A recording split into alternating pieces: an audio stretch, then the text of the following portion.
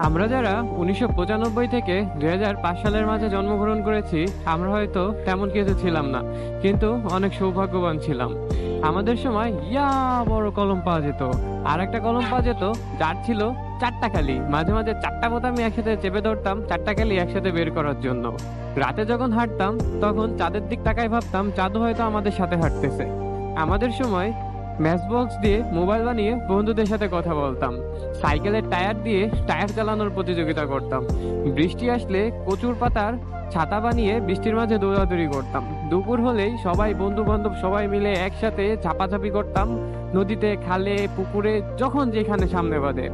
আমরা কলা পাতা দিয়ে আর বাঁশের চটা দিয়ে দোকান বানিয়ে মিছামিছি বেচা কিনা করতাম।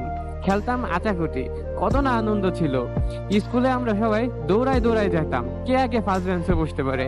স্কুলে গিয়ে কলম খেলতাম, তারপর চোর পুলিশ খেলতাম, তারপর প্লেন বানাতাম, কাগজ দিয়ে প্লেন বানিয়ে প্লেন উড়াইতাম।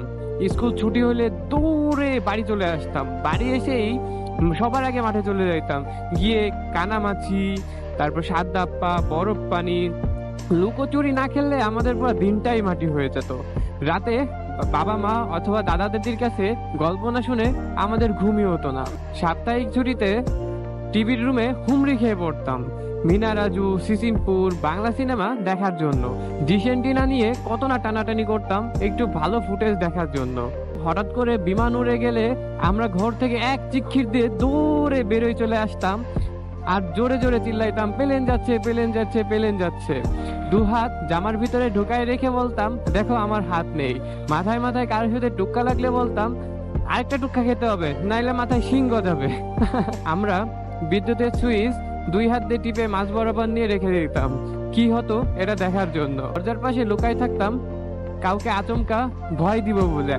হঠাৎ করে কেউ বসে থাকলে তার উপর দিয়ে লাফ দিয়ে চলে যাইতাম যাতে সে লম্বা না হইতে পারে।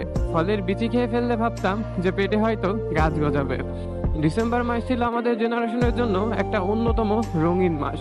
কেননা এই সময় বার্ষিক পরীক্ষা শেষ হয়ে যেত, শুরু হয়ে যেত নানা বাড়ি মামা বাড়ি এইদিক ওইদিক বেড়ানোর একটা নতুন ধুম। এইখানে যাইতাম ওইখানে যাইতাম, শুধু বেড়ানোর উপরে থাকতাম।